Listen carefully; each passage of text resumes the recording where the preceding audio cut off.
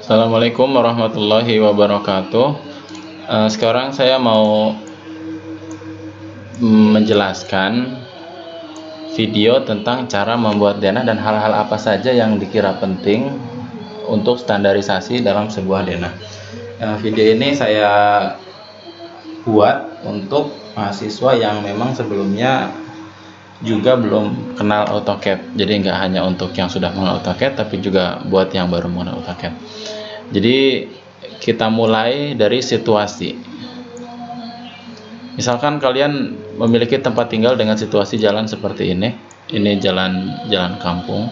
Jalan kampung ini lebarnya sesuai dengan jalan kalian masing-masing. Seandainya ini misalkan lebar 4 meter, kemudian kalian gambarkan jalan masuk ke rumah kalian, atau di samping jalan tersebut ada fasilitas drainase, selokan atau saluran buangan.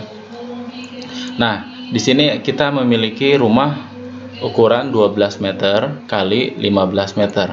Dalam rumah ini, dalam luas lahan ini sangat disesuaikan dengan kondisi real. Dalam tugas, kalian diminta untuk membuat analisa tempat tinggal kalian. Namun dalam contoh ini saya mendesain sesuatu yang memang belum ada, tapi tidak berbalikan dengan tugas kalian juga. Karena memang baik analisa maupun desain itu hal yang berkaitan. Hanya saja analisa menggambar yang sudah ada, sedangkan desain menggambar hal yang belum ada, dan kita merancang hal tersebut. Kita mulai dari hal-hal yang perlu dalam perencanaan. Yang pertama itu adalah arah. Arah mata angin harus selalu utara ada di atas. Jadi gambar ini harus selalu menyertakan dengan arah mata angin, utara, kemudian berbalik selatan, barat, dan timur. Jadi setelah gambar kita ini dihadapkan ke arah utara, maka kita bisa menentukan, misal seandainya ini belum arah utara, maka harus dibalikan dulu arah utara yang mana, maka baru kita gambar. Jadi yang paling utama adalah ini, mata angin. Terus setelah tanah ini jelas ukuran dan posisi, maka kita mulai menentukan tata letak fondasi terutama, karena memang fondasi adalah posisi paling menentukan dalam suatu bangunan. Jika misalkan kita akan menggambar atap, maka tidak akan terjadi tanpa struktur-struktur lainnya, dan struktur yang paling utama adalah fondasi. Fondasi ini ditempatkan sesuai dengan posisi yang ada di tempat tinggal kalian. Namun jika dalam suatu perencanaan maka belum ada fondasi, maka kita rencanakanlah fondasi tersebut menyesuaikan dengan kondisi lingkungan, situasi, dan perencanaan dari topik desain yang akan dibuat. Nah, tema desain yang akan saya buat itu kira-kira seperti ini, dengan luasan tanah 15 kali 12 dan luas bangunan 10 kali 9 12. Jadi kira-kira luasan bangunannya seperti ini, 10 kali 12,5. Anggaplah 12. Nah, kemudian setelah menentukan fondasi, kalian menentukan juga tata ruang letak. Fondasi ini hanya sebagai titik awal, sebagai penentuan posisi ruang kalian, apakah sudah skalatis dengan lahan atau belum. Jika sudah dimudahkan dengan posisi fondasi, maka kita lanjutkan dengan tata ruang. Nah, mahasiswa banyak yang bertanya, apa saja yang perlu ada dalam suatu fondasi? Jelas, yang pertama adalah ukuran. Ukuran ada dua macam, ada ukuran per detail dari kolom ke kolom. Kolom ini biasanya dibatasi dengan ruang, tapi jika misalkan ada ukuran tidak dari kolom ke kolom, lebih rinci lagi antar ruang atau antar apapun boleh, karena memang ukuran ini hanya sebagai penjelas dari ukuran gambar yang sedang dibuat. Terus setelah ukuran-ukuran ini dibuat, ada juga ukuran yang menyatakan jumlah dari keseluruhannya, baik dia ada di posisi horizontal maupun vertikal. Biasanya penamaan suatu ukuran, dia adanya di satu sisi saja. Misal di sisi vertikal dia hanya di sebelah kanan saja, dan di sisi horizontalnya dia di bawah saja.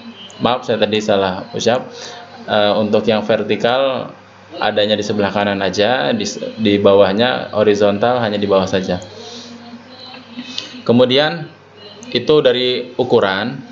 Yang kedua adalah jelas fondasi. Karena di atas fondasi itu biasanya ada kolom, maka di sini nggak ada fondasi, langsung ke kolom. Kolom itu ukurannya sesuai perencanaan. Namun jika secara umum kolom itu ukurannya sesuai balok. Nah, di sini kolom yang saya buat itu ukurannya 20 cm dikali 20 cm. Harusnya kolom ini heads-nya itu adalah head solid. Jadi kita buat head solid, kita buatkan di kolom. Nah, seperti ini. Namun jika berubah menjadi kayak gini, ya biarinlah. Yang penting kita paham kalau kolom itu dibuat solid. Kemudian setelah kolom kita buat tata ruang. Nah, kalian kan hanya menganalisis bangunan rumah kalian, otomatis sudah ada kan tata ruangnya. Nah, untuk kalau yang sudah ada, cukup kita buat garis-garis bantu untuk menghubungkan kolom ke kolom, kemudian dibuatlah dinding. Nah, kalau misalkan untuk pertanyaan headnya seperti apa untuk dinding, tergantung. Dalam peraturan dan standar selalu dibakukan untuk kolom batako, bata, dan lain-lainnya. Dan yang paling secara umum adalah kolom baik bata maupun batako adalah seperti ini. Perhatikan. Jadi cara membuatnya, kita buat dulu garis di tengah ya, garis mid.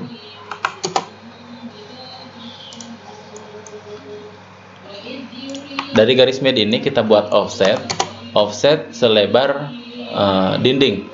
Dinding kan lebar totalnya 15 itu harus dikurangi dengan plesteran kira-kira 2 cm 2 cm. Anggaplah lebar dindingnya lebar batanya 10, berarti 0,1. Nah, 0,1 ini bakal kita offset menjadi 0,05 0,05. Jadi ke kanan 5 cm, ke kiri 5 cm. Seperti ini. Nah, ini kita udah membuat bata. Setelah dinding bata, karena ini adalah detail denah, maka kita buat plesteran. Sebelah bata adalah plesteran.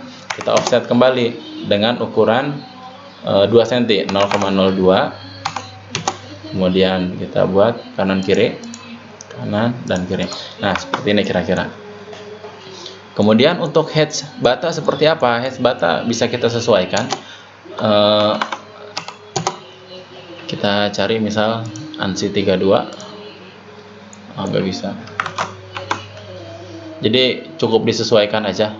Misal saya cari tahu ini hedge apa ya? JIS LC8.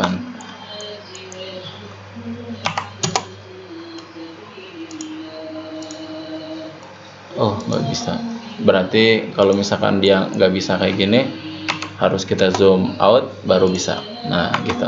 Jadi dia nggak mau kalau seperti ini.